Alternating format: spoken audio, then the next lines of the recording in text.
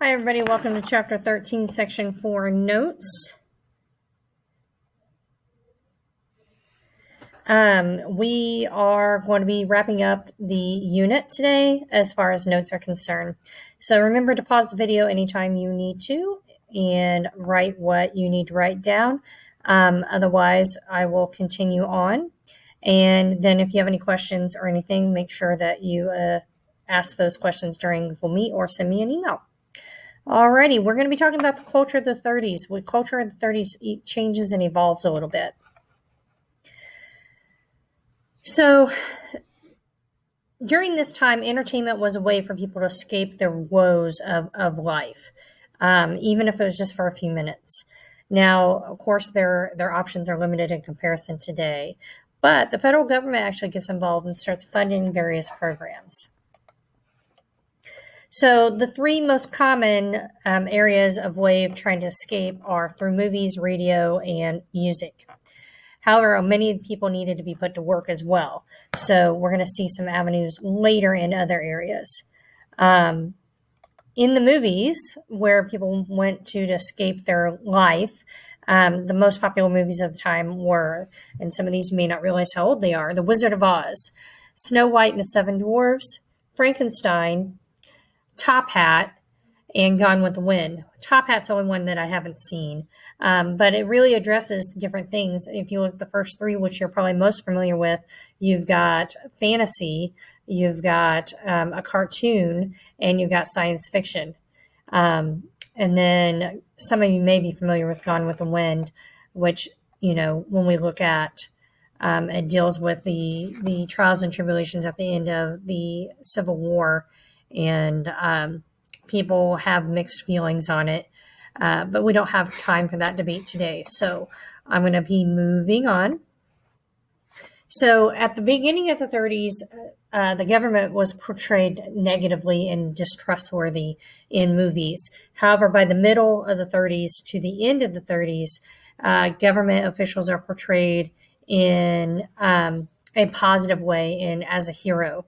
So we have gangster films that showed that distrust in the early 30s, and then we go to this concept of G-men. G-men just stands for government man, and showed them as a hero.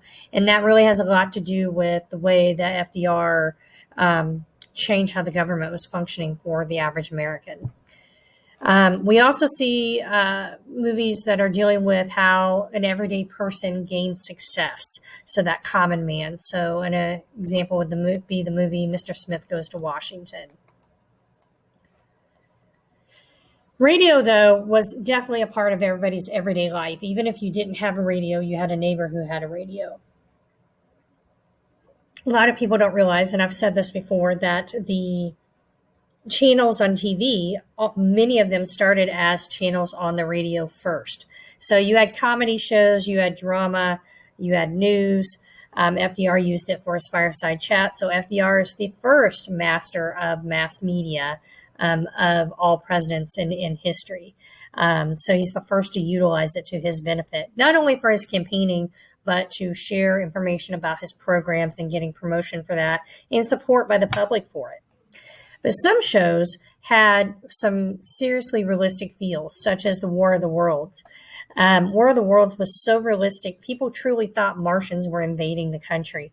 Now, was it everybody? No, but a lot of people did, and it caused a panic. It's really kind of disturbing about how people reacted to that. DJs, again, are continuing on sharing music that become hits nationwide.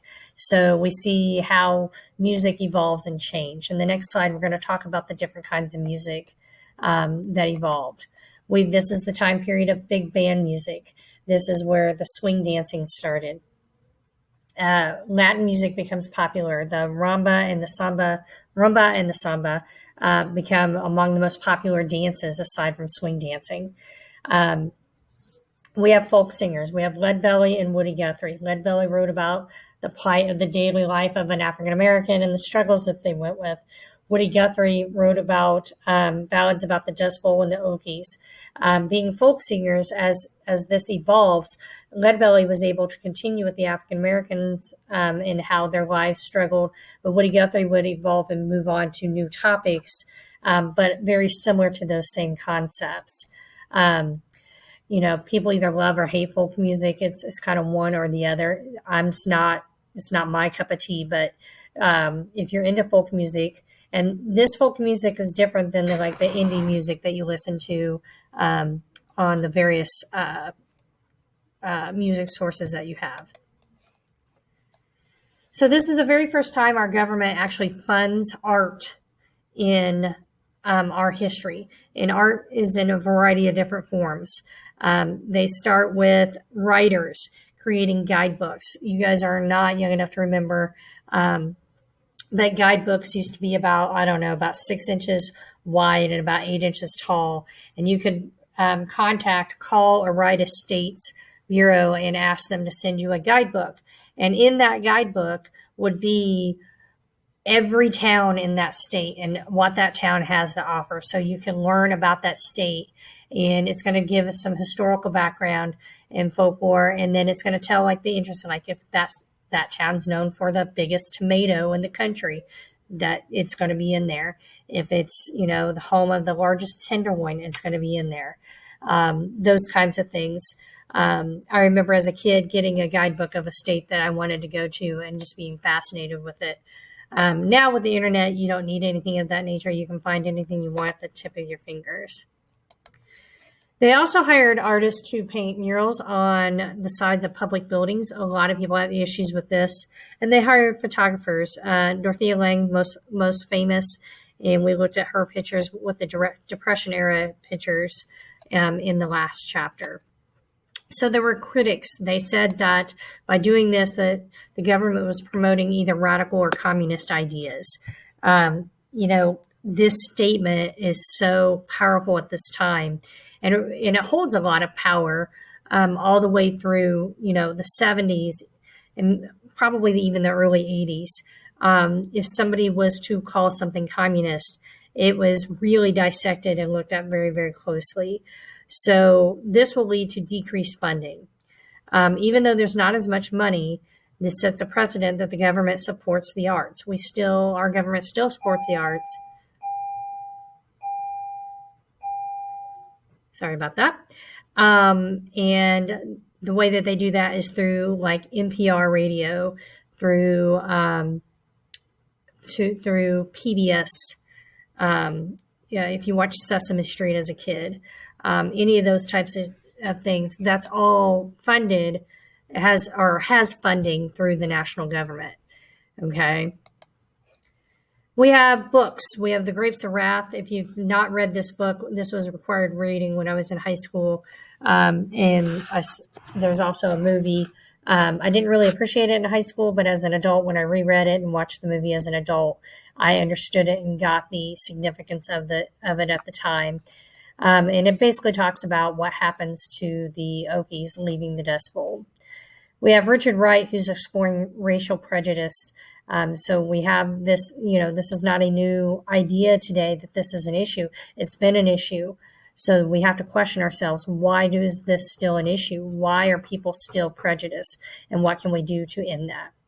And then we have Lillian Hellman, and she was an actress who would only portray strong women. So she was very important for young women. Now, the next slide has to do with topics that you guys are probably familiar with and may even love. So the 1930s is when comics really get their huge start. Comics set the foundation, which will lead to graphic novels later. So we have Flash Gordon, Dick Tracy, and Superman. They deal with science fiction, detective story, and a superhero. So you can really thank the 30s for this really becoming extremely popular and will only continue to grow into the craziness that it is today. I'm sure most of you have seen some kind of superhero movie. Well, this is the end of the notes. If you have any questions or concerns, make sure you send me an email or attend and ask that question during the Google Meets. We are wrapping up this chapter, and have a good afternoon. Thanks so much.